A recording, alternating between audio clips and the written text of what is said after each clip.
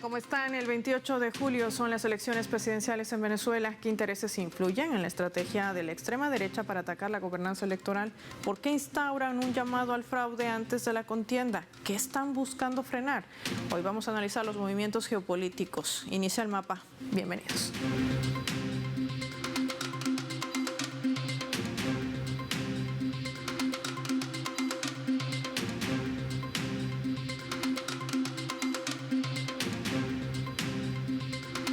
Les proponemos por esta razón desplegar nuestro mapa mundi, identificar a este país y sobre todo entender cómo funciona su sistema electoral. Venezuela, sistema electoral de avanzada. Identificamos esta nación suramericana con los colores de su bandera y sus 8 estrellas. Hay que decir que el poder electoral en Venezuela, en la rectoría del Consejo Nacional Electoral, es además el responsable de los procesos y referendarios que garantiza a los venezolanos y venezolanas la organización de actos electorales. Y es que hay organismos internacionales que dan aval de que este sistema electoral es seguro y uno de los mejores en el mundo. Es totalmente automatizado, puede ser auditable en todas sus fases. Desde el 2004 se ha implementado la modalidad de voto de máquinas que imprime el comprobante. Al cierre de las mesas publica también la lista de los votos. Se puede validar con las boletas introducidas en estas ánforas y los datos viajan encriptados, donde también se aplica un sistema de seguridad de claves que no depende de una de las partes, sino está compartida entre el CNE, las organizaciones con fines políticos de todas las tenencias y la empresa de las máquinas que las utiliza. Personalidades de todo el mundo han reconocido la fiabilidad de este sistema. Por ejemplo, un dato, el 2006, el expresidente de Estados Unidos, Jimmy Carter, expresaba: de las 92 elecciones que hemos monitoreado, yo diría que el proceso electoral en Venezuela es el mejor del mundo, reseñaba.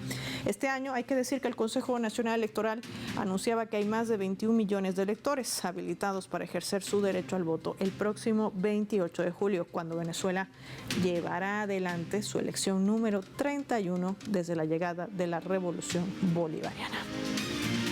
Hay que sumar más datos en nuestro mapa mundi. Hablemos de este CNE, ahí lo tienen, con los colores identificativos y su logotipo. Hay que decir también que el Poder Electoral en Venezuela ha ratificado la invitación de las organizaciones de Naciones Unidas, la Comunidad de Estados Latinoamericanos y Caribeños, la CELAC, y la Comunidad del Caribe, CARICOM, la Unión Interamericana de Organismos Electorales, la Unión Africana, el Centro Carter y el Grupo BRICS, donde, recordemos, participan los países como Brasil, Rusia, India, China y Sudáfrica, además de otras 6 naciones que se han adherido de manera reciente. El CNE anunció en marzo la invitación de la Unión Europea como parte de una misión electoral para los venideros comicios. No obstante, el organismo revocó esta invitación solicitada también por el Parlamento Nacional, ya que la Unión Europea ha ratificado las sanciones contra el país, acciones que han venido perjudicando a millones de venezolanos. En abril se dieron cita en esta nación suramericana Nicanor Moscoso, presidente del Consejo de Expertos Electorales de Latinoamérica, y Carlos López, presidente del Observatorio de Pensamiento Estratégico para la Integración Regional, quienes felicitaron a Venezuela por su método electoral y valoraron que tiene uno de los sistemas electorales más firme y transparente a nivel global. Por eso hablamos hoy de gobernanza electoral y cómo funciona y cómo está comprendido este sistema electoral de avanzada en Venezuela.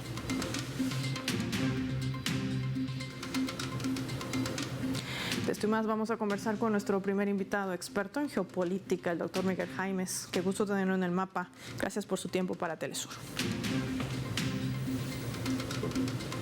Doctor Jaimes, cuando reflejamos estos datos en nuestro mapa mundi, no podemos entender cómo durante 25 años la extrema derecha en este país ha tratado de golpear a esta gobernanza electoral, a este sistema electoral. Pero, ¿qué beneficio ha recibido de esto? ¿Por qué utilizar esta estrategia? La derecha en Venezuela, con el pasar de estos casi 25 años, ha llegado a situaciones extremas, las cuales se han demostrado de una manera mucho más radical en los últimos 15 años.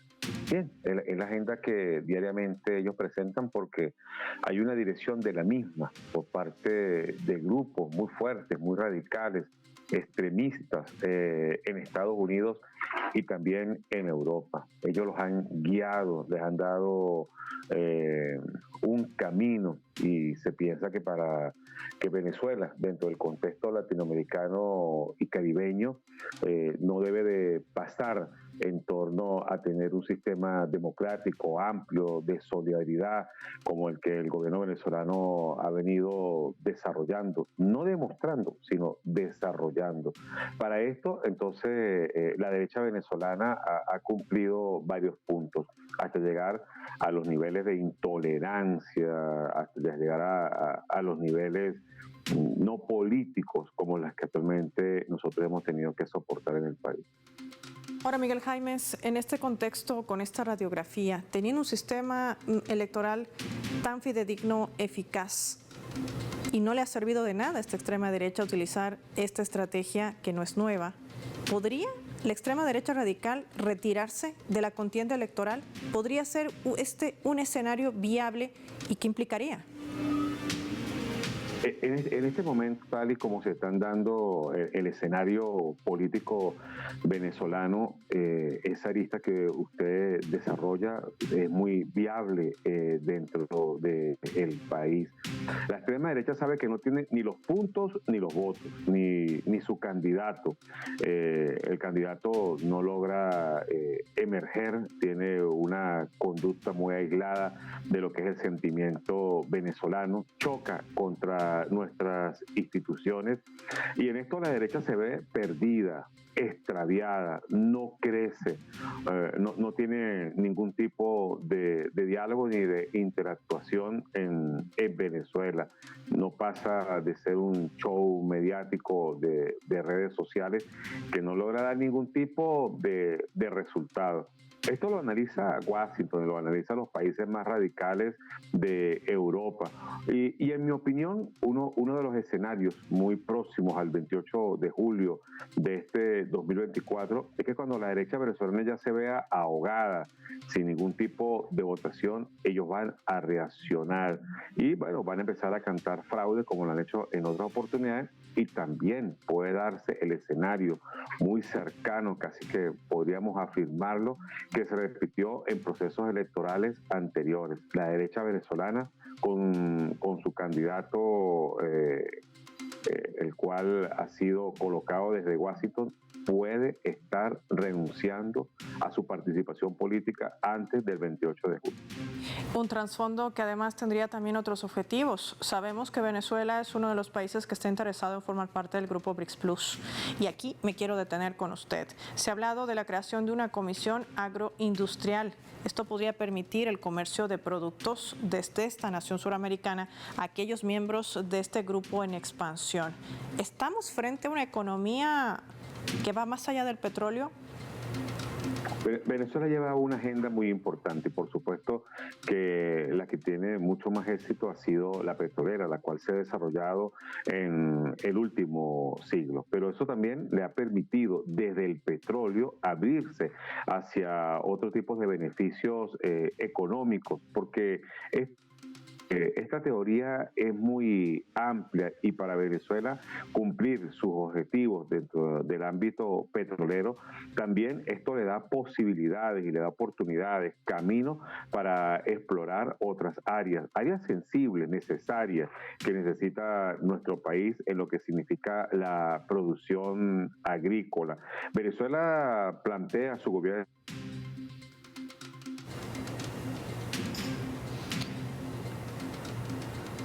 Agradecemos al doctor Miguel Jaimes, hemos perdido contacto con él. Sin embargo, ahí están las claves para poder entender por qué la extrema derecha en Venezuela trata de golpear al sistema electoral venezolano. No le ha funcionado porque a través de ese sistema electoral, de alguna u otra manera, ellos en alguna oportunidad también han ganado elecciones. Retirarse de la contienda electoral podría ser alguno de los escenarios al ver la pérdida también del respaldo popular. Ya lo dicen las encuestas de intención de voto. Este es un panorama que podría visorarse en el país de la mano, por supuesto, de la desinformación en plataformas digitales y también de esos llamados de desestabilización y caos en el país. Es lo que también está en juego en el marco de las elecciones del próximo 28 de julio. Marquemos una pausa revisando la escala.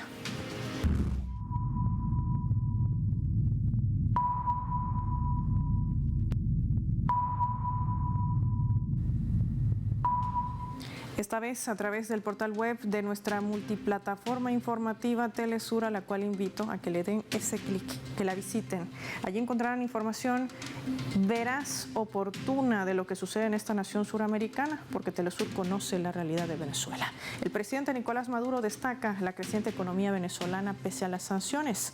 El mandatario venezolano sostuvo este miércoles en el estado de Apure un encuentro con integrantes del Consejo Nacional de Economía Productiva y destacó desde allí el continuo crecimiento de la economía nacional diversificada, pese a estas 930 sanciones imperialistas. Recordó que ha convocado un amplio diálogo nacional para sacar adelante al país y destacó la participación en el empresariado nacional, el cual ha implicado en la creación de este consenso, la concreción de un nuevo modelo productivo y la activación de los 18 motores de la economía. Entre ellos hablaba del motor de la agroindustria. El jefe de Estado expresó su fe absoluta en las capacidades de Venezuela para salir adelante y avanzar hacia la Venezuela potencia. Ahora pasamos a una etapa superior, decía, la reconstrucción total del estado del bienestar social sin depender absolutamente de nadie. Ratificó que la economía continúa creciendo a partir de la recuperación de la producción y de bienes y servicios. Tenemos, dijo el presidente Nicolás Maduro, el mayor crecimiento del Producto Interno Bruto en estos momentos en América Latina y el Caribe. Nuestra proyección para este año es del 8%, pero todo indica que la vamos a superar pese a la guerra económica, sostuvo. Así avanza Venezuela pese a las sanciones y los ataques desmedidos de la extrema derecha financiada desde el extranjero. Ya volvemos.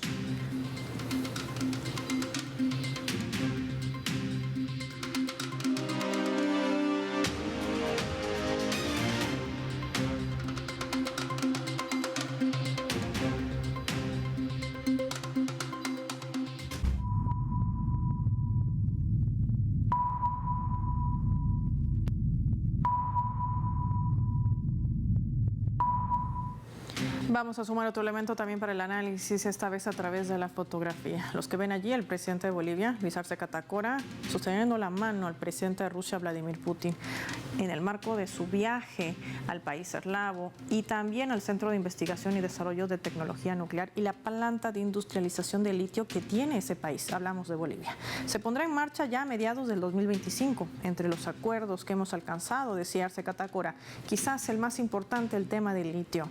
Entre la parte rusa como la boliviana, hemos acordado que el proyecto al cual ha aplicado la Uranium One Group, la empresa rusa que está entre las 3 que van a trabajar en nuestro país para industrializar el litio, tiene que entrar en operaciones en 2025, aseguraba el mandatario. Además, el jefe de Estado boliviano mencionó logros en diversos ámbitos, como el desarrollo en energías, la transferencia de tecnología, el incremento del comercio bilateral y el fortalecimiento del intercambio cultural, entre otros aspectos.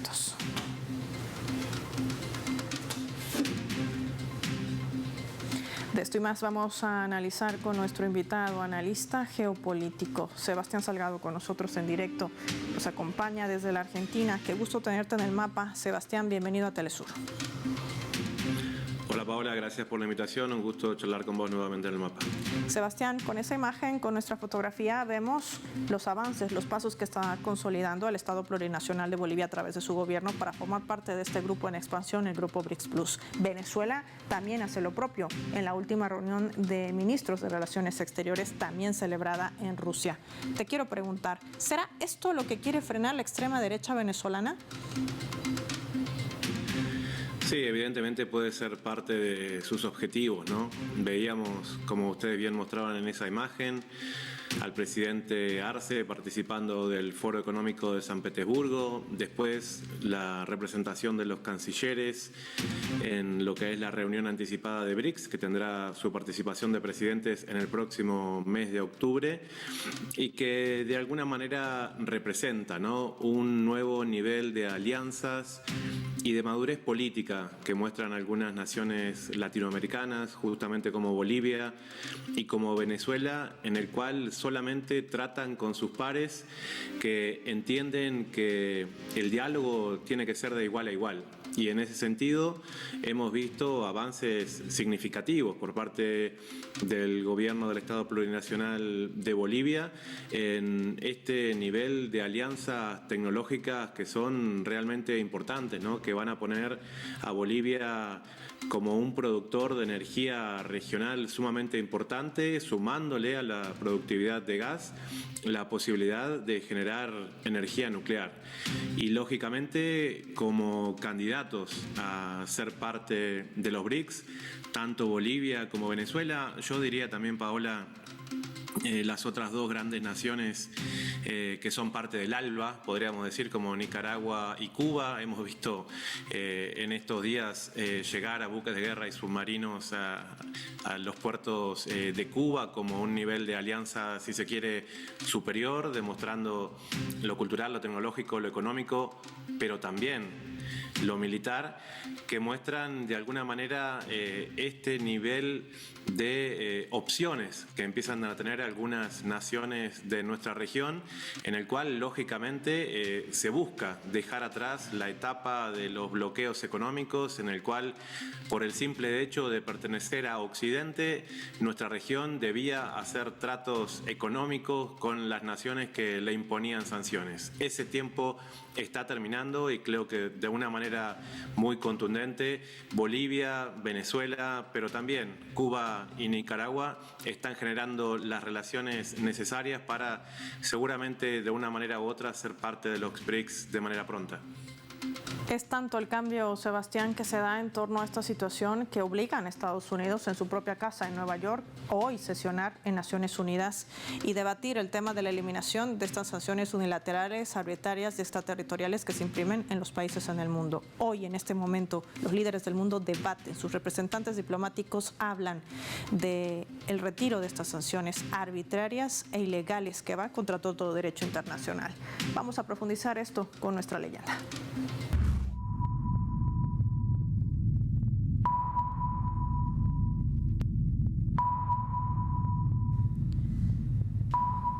Esto reseñaba el presidente de Argentina, Javier Milei. Lo vamos a colocar en la pantalla del mapa. Me hace falta que el mundo tenga que sufrir semejante debate para escapar de las ideas del socialismo. Y una de las cosas que suelo decir, dice Milei, es que vengo de un futuro apocalíptico para evitarlo. Algo así como la historia de Terminator. Me van a tener que sacar muerto de la Casa Rosada, también reflejaba el mandatario durante distintas entrevistas y alocuciones ante medios de comunicación, en medio también del análisis de su famosa ley de bases para privatizar, para desguazar al Estado argentino.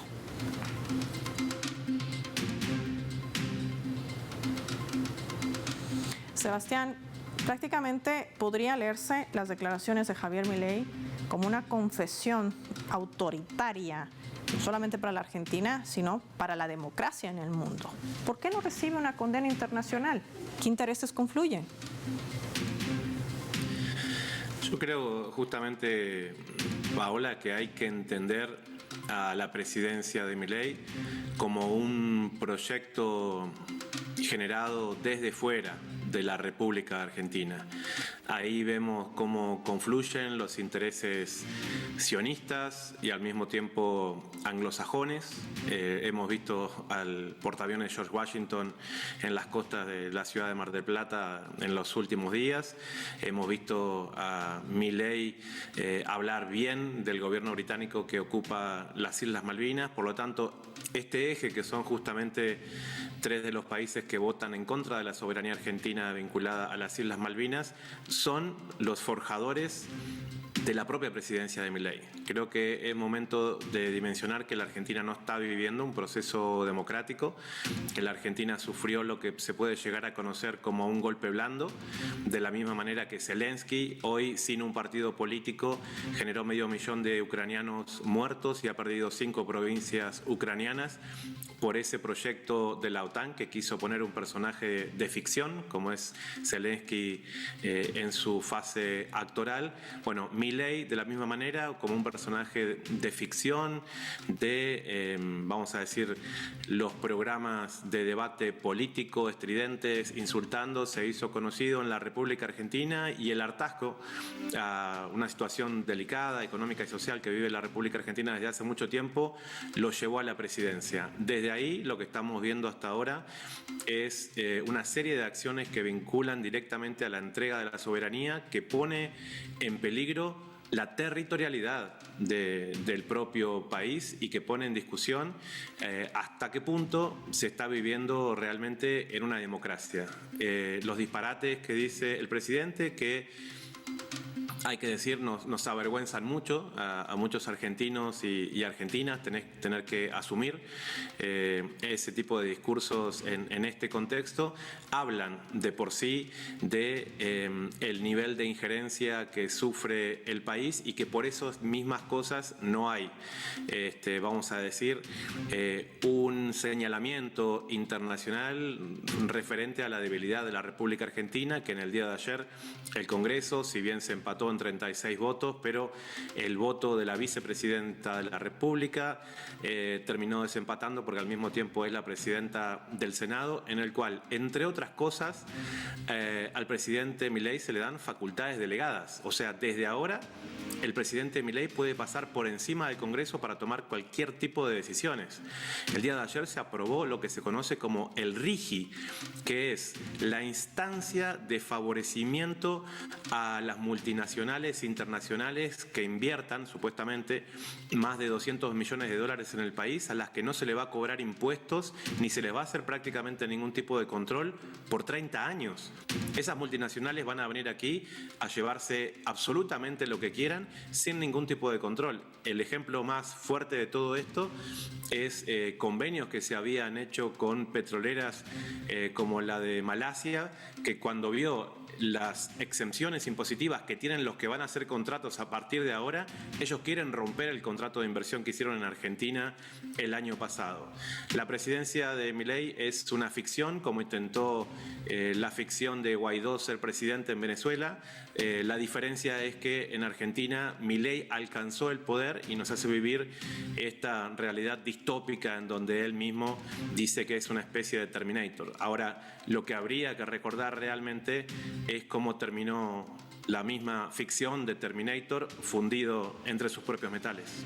Sebastián, con todos esos elementos que nos reseñas, cuando hablamos de elecciones en la región, específicamente en Venezuela, ¿se juega solamente el futuro de un país o el futuro de una región?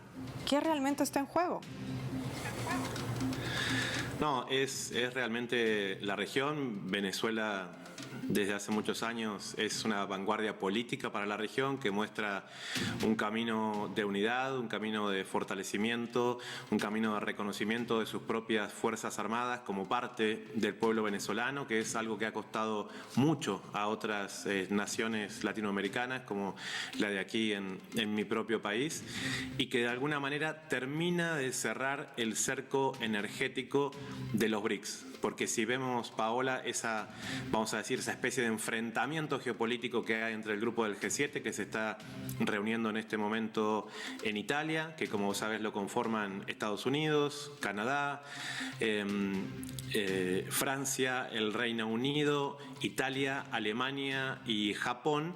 Bueno, si bien tienen un cierto poderío económico y productivo, poco pueden hacer realmente frente al potencial energético que tienen los países tradicionales de los BRICS, como son Brasil, India, Rusia, China y Sudáfrica, a la cual se suman ahora una serie de países que tienen prácticamente la totalidad del petróleo del planeta Tierra, porque se han sumado Irán, se ha sumado Arabia Saudita, se ha sumado Emiratos Árabes Unidos y creemos que muy prontamente se sumará la República Bolivariana de Venezuela.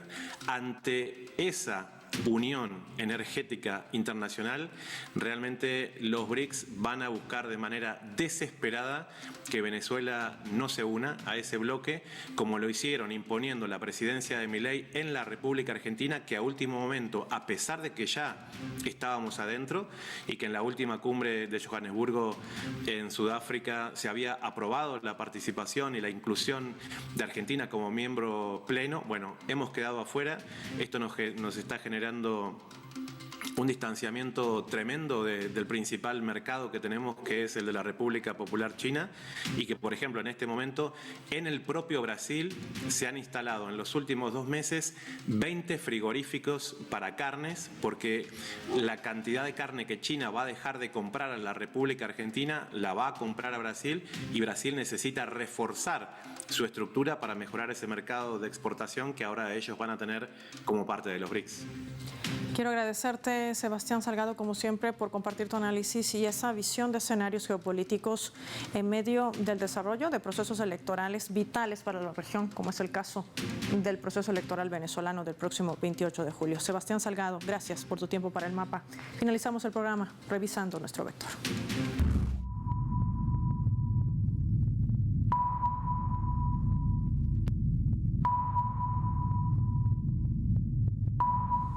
Nuestro radar en El Mapa hoy nos refleja las 3 claves sobre este tema. 1. Gobernanza electoral. Desde la Revolución Bolivariana, Venezuela le ha demostrado al mundo que goza de una gobernanza con eficacia y credibilidad de su organismo electoral, asegurando elecciones bajo una competencia imparcial y cómputos veraces, exactos y fidedignos. En suma, un proceso electoral de calidad. Pese a que la extrema derecha ha participado de estos procesos y en su mayoría los ha perdido. Esta es la razón por la que tratan de golpearlo, usando la vieja estrategia del fraude al ver perdida la contienda de la mano del caos y la desinformación financiada desde el extranjero. No nos extrañe que de último momento intenten incluso retirarse de las elecciones como parte de su plan. 2. Objetivo BRICS Plus. El avance del surgimiento de este mundo multipolar es tal que Occidente muestra esta desesperación para tratar de frenar el debacle de su arma de dominación y extremismo radical como son las sanciones. Cuando vemos a países de la región como Bolivia y Venezuela trazar acuerdos estratégicos que blinden sus economías y progreso, la extrema derecha apunta a evitar que esto suceda. Este, sin lugar a dudas, es uno de los puntos clave que se juega Venezuela el próximo 28 de julio en las elecciones presidenciales. 3. Crecimiento económico. Pese a esas 930 sanciones, Venezuela registra un avance en su economía, cerrando el mes de mayo con una inflación más baja en los últimos 20 años de 1.5%. La actividad agropecuaria o trabajo de la tierra ha crecido en un 5.8% este 2024, por mencionar tan solo algunos datos. Este es un reflejo de los consensos con áreas productivas, con políticas públicas, de un gobierno que le ha tendido la mano a un pueblo en pleno genocidio económico y ante la amenaza de privatizaciones y desguace del Estado por la extrema derecha, como lo hace Javier Milei, porque el pueblo venezolano no quiere ser la Argentina de Milei. Soy Paola Pérez y nos vemos en otra edición del Mapa.